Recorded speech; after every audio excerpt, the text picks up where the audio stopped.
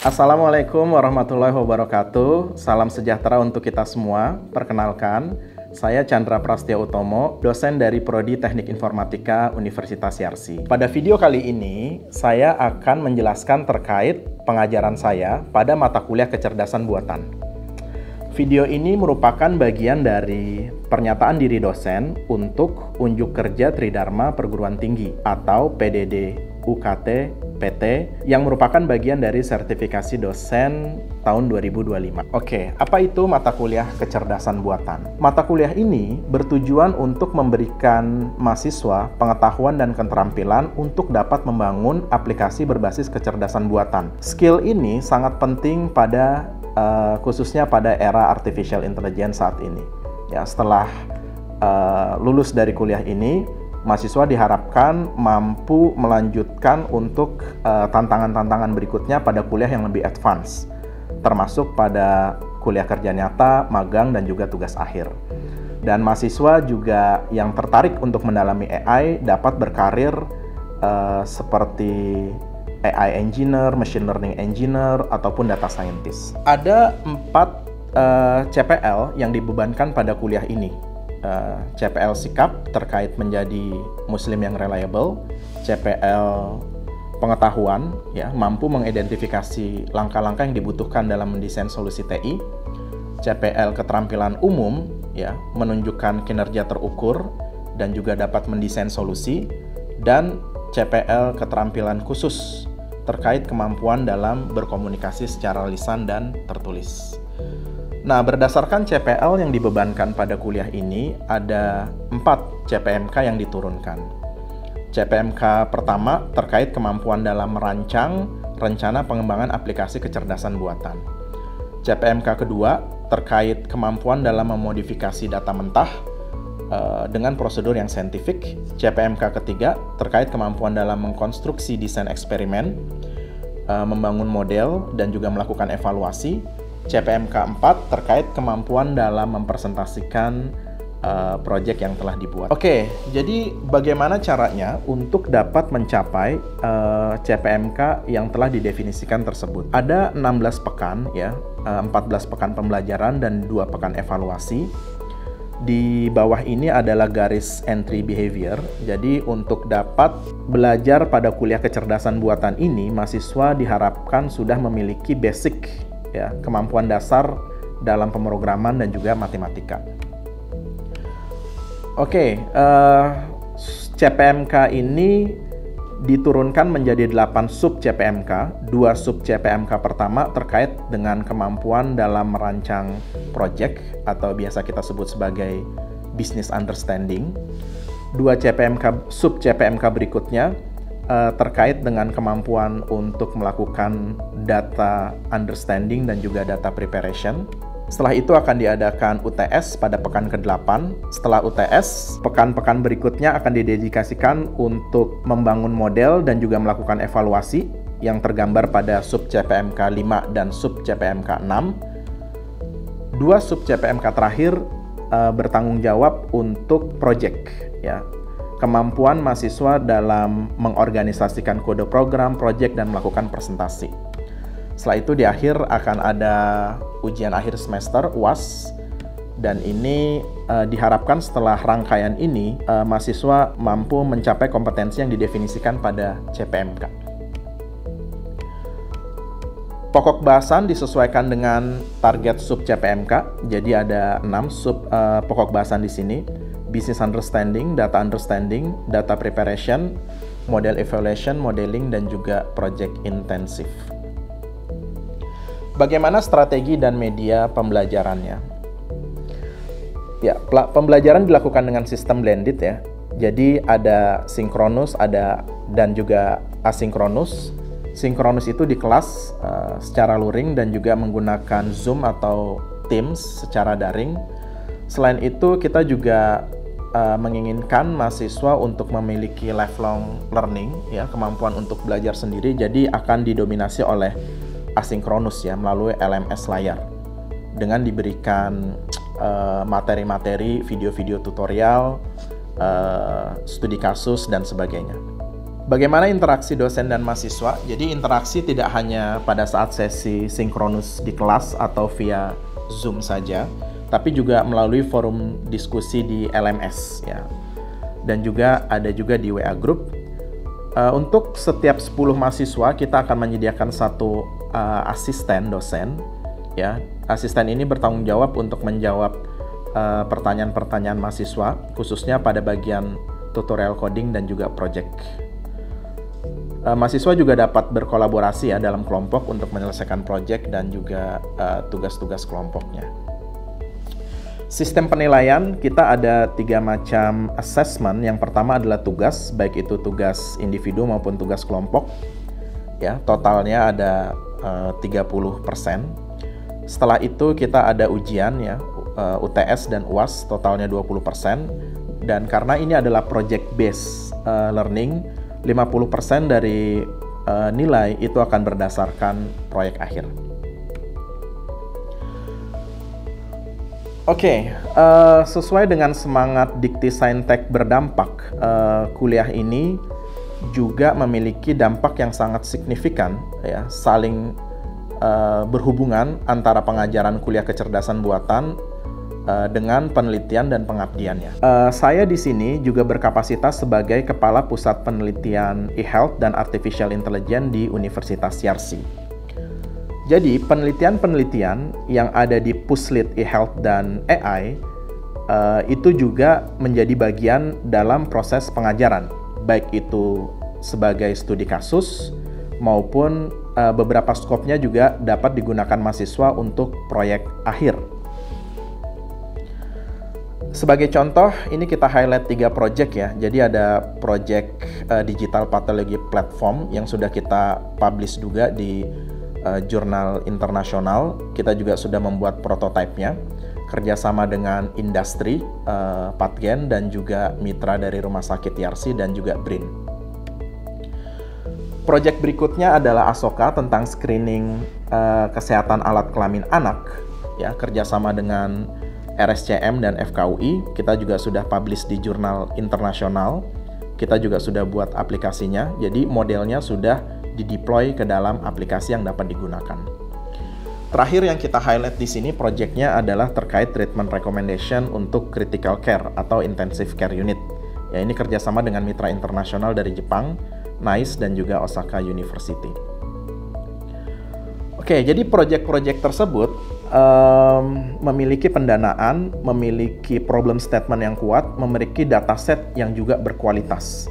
Nah, dengan skill dan knowledge yang didapatkan dari kuliah ini juga didukung oleh project-project yang cukup challenging dan juga rewarding at the same time ya. Pada saat yang bersamaan ini menantang dan juga bisa memberikan kualitas yang tinggi.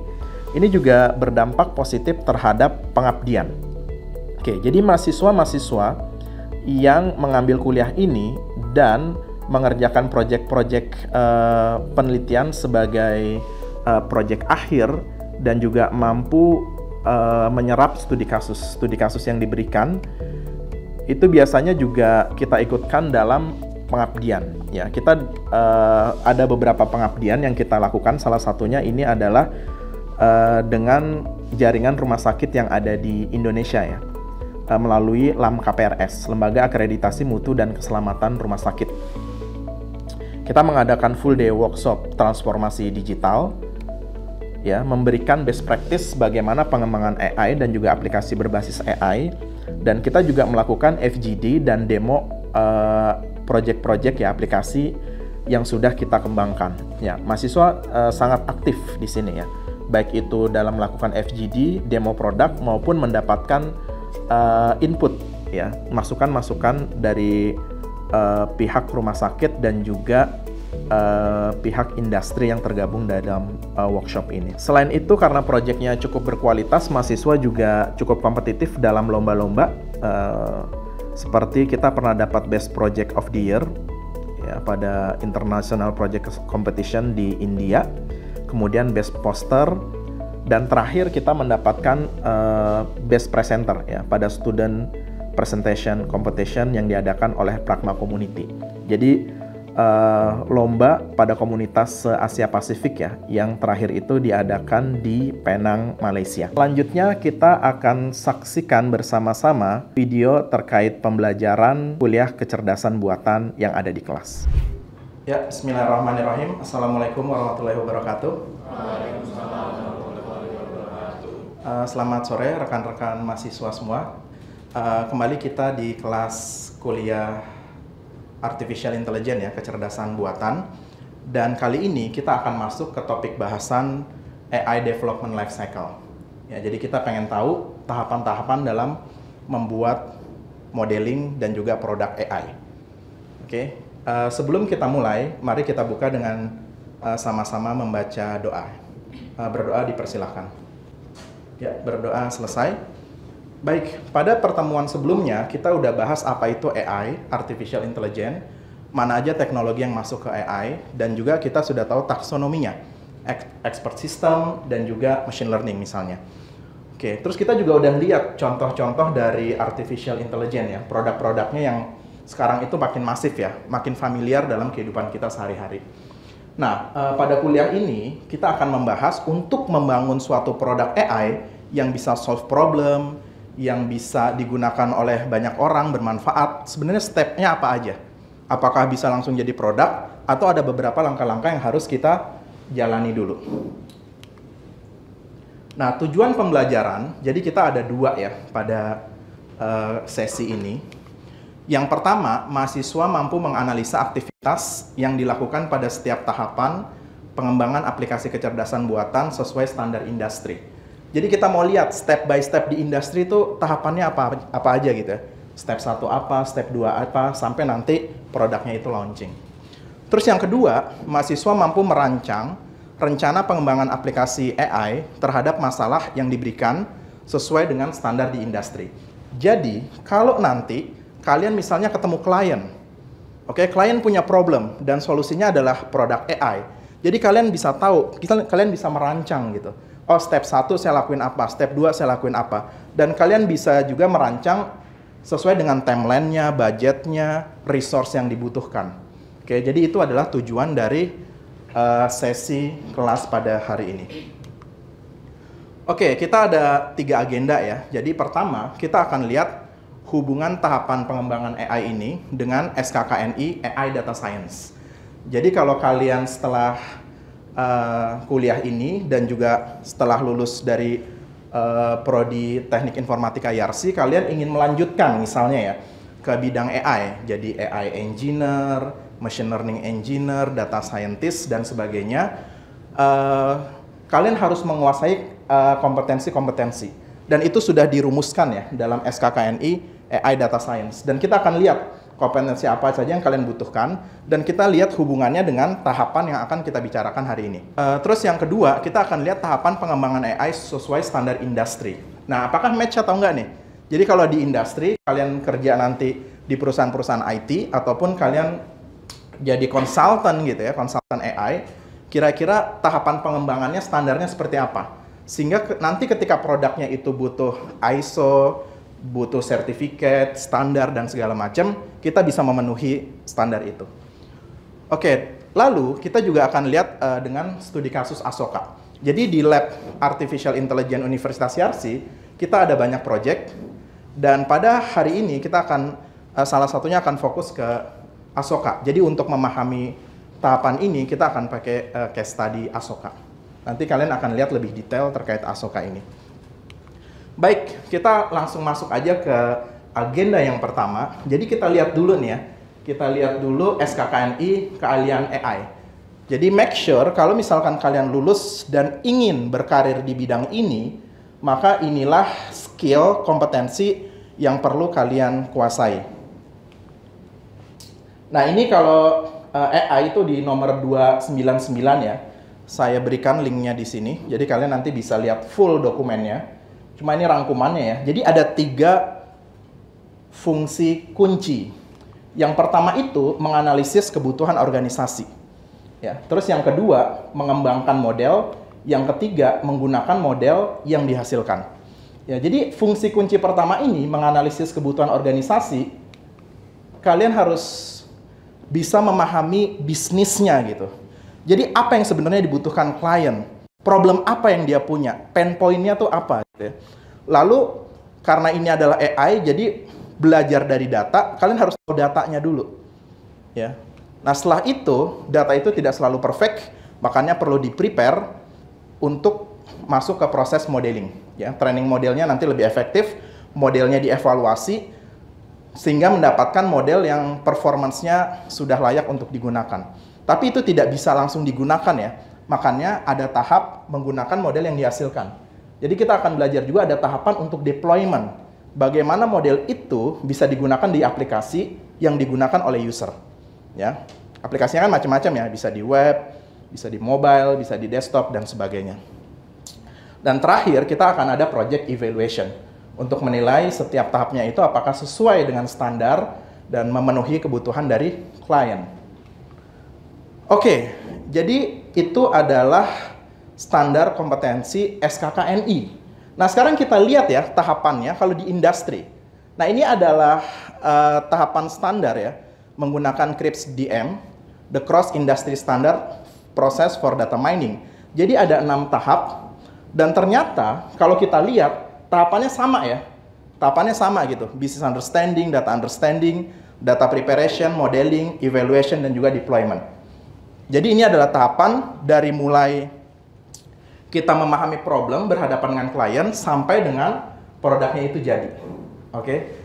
Jadi kalau kalian sudah memahami tahap ini, kompetensi yang dibutuhkan baik standar di industri maupun standar dari pemerintah, kalian sudah langsung kuasai. Ya, tidak berbeda. Nah, sekarang kita akan pahami satu persatu ya. Kita akan dalami satu persatu apa sih setiap tahap ini, terus apa yang dibutuhkan. Nah, untuk memulai memahaminya, kita nggak akan terlalu theoretical, kita akan lihat dari analogi dulu untuk memudahkan ya. Jadi misalkan seperti ini, misalkan kalian sakit, terus kalian pergi ke dokter. Kalian datang ke klinik atau ke rumah sakit. Kira-kira apakah dokter itu langsung kasih obat ke kalian? Jadi baru masuk nih, baru masuk terus langsung dikasih obat gitu. Atau ada beberapa hal dulu yang harus dilakuin dokter sebelum dia memberikan treatment yang sesuai. Oke, ada yang mau kasih tanggapan? Apakah langsung atau enggak?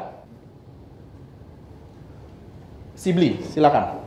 Untuk dari permasalahan ini, mungkin dokter bakal menganalisa dulu ya, terlebih dahulu untuk bisa mengetahui penyakit apa yang si pasien ini terjangkit gitu Pak. Jadi untuk di level bisa pasien ini mendapatkan obat, dokter ini mungkin ada analisa dan konsultasi dengan cara berbicara dan mengobrol gitu. Oke.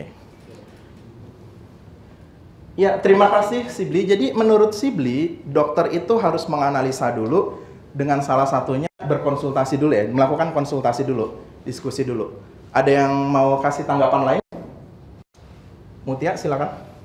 Untuk mendapatkan treatment yang pertama dipastikan menanyakan keluhan pada keluhan, oke.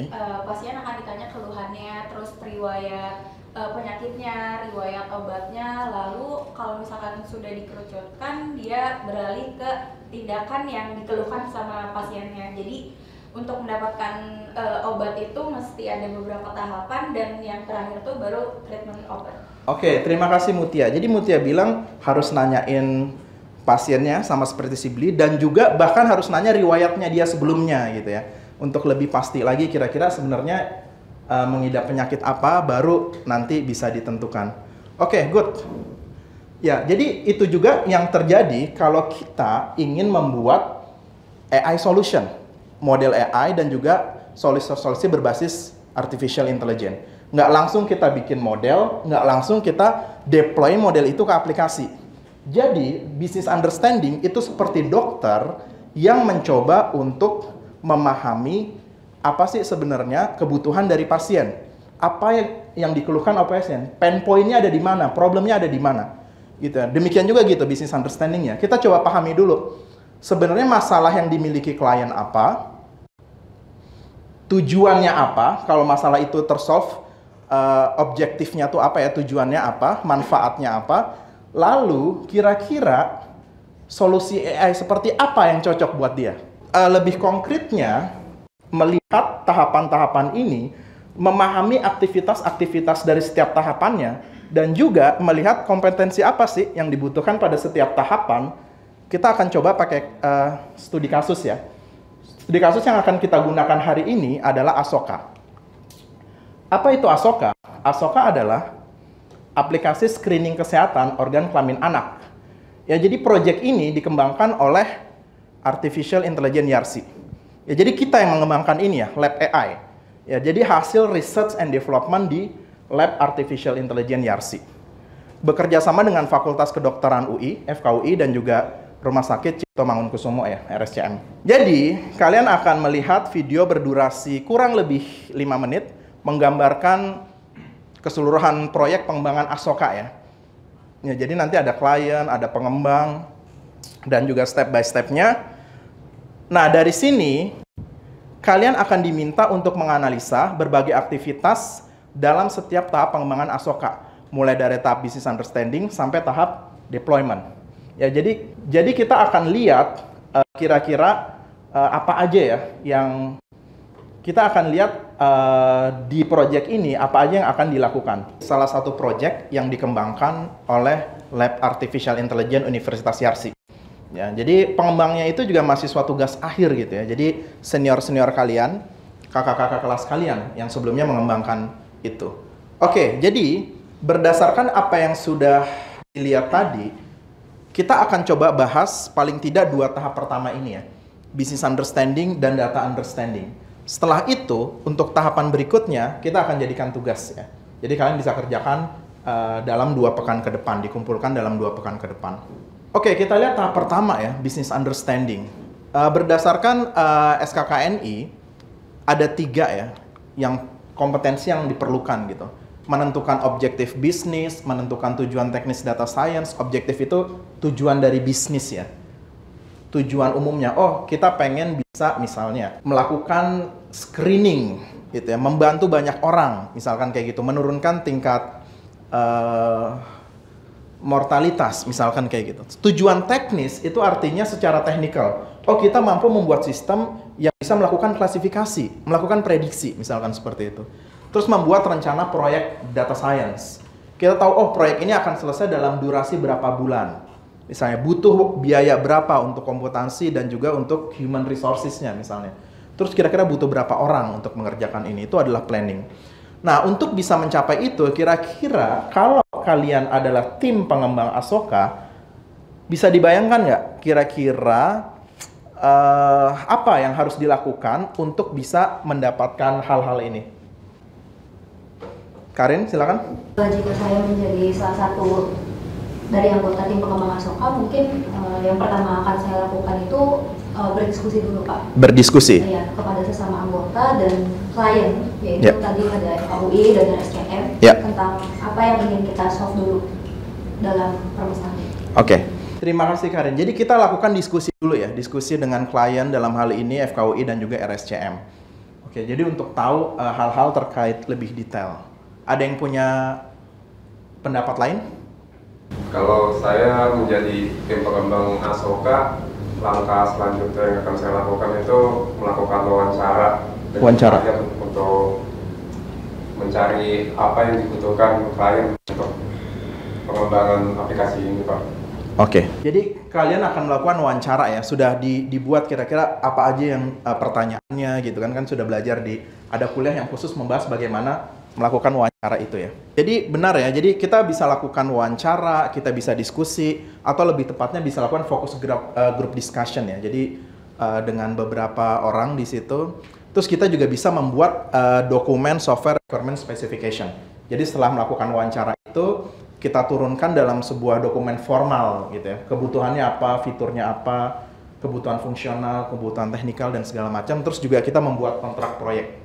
Jadi jelas, itu harus selesai dalam waktu berapa lama, fitur yang harus di-develop apa, performance dari modelnya harus berapa, dan sebagainya.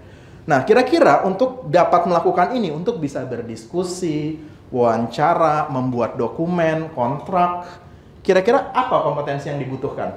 Oke, Alan, silakan. Komunikasi yang baik, Pak. Komunikasi, skill komunikasi, oke. Terus?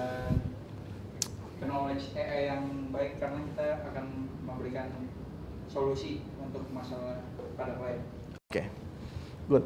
Jadi Alan bilang kita butuh knowledge AI yang baik gitu ya, yang menyeluruh, yang kemudian karena kita akan berhadapan, kita harus memahami sebenarnya dari semua solusi AI yang ada, yang paling cocok tuh yang mana untuk ini, gitu kan. Terus kita juga butuh skill komunikasi.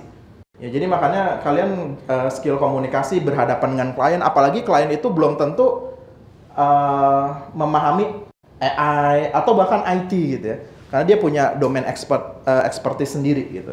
Oke, jadi kita butuh beberapa kompetensi seperti komunikasi yang dikatakan Alan dan juga pemahaman tentang AI. Tapi selain itu kita juga butuh empati. Nah ini kadang-kadang masalah orang-orang teknikal ya, nggak bisa berbicara dengan bahasa yang lebih umum gitu ya, bahasanya suka teknikal. Jadi kita perlu memahami juga bahasa itu di level yang tepat. Kita juga perlu tahu sebenarnya masalah inti dari dia tuh apa ya. Terus juga kita perlu punya skill terkait IT project management. Jadi tahapan-tahapan membuat produk AI itu apa aja. Requirement gathering, design, implementation, sampai pada testing dan juga launching. Ya itu 2 tahap pertama yang kita bahas hari ini. Dan untuk tahap selanjutnya, saya akan berikan tugas ya, karena nggak mungkin semuanya kita bahas semuanya dalam satu sesi ini. Ya jadi tugas kalian, yang pertama coba simak lagi video Asoka tadi, terus juga coba baca lagi secara menyeluruh SKKNI Data Science ya, AI Data Science, skill apa yang dibutuhkan, di situ ada petunjuk lengkapnya. Setiap skill, kompetensi itu apa yang dibutuhkan, bagaimana itu akan dievaluasi, dites ya.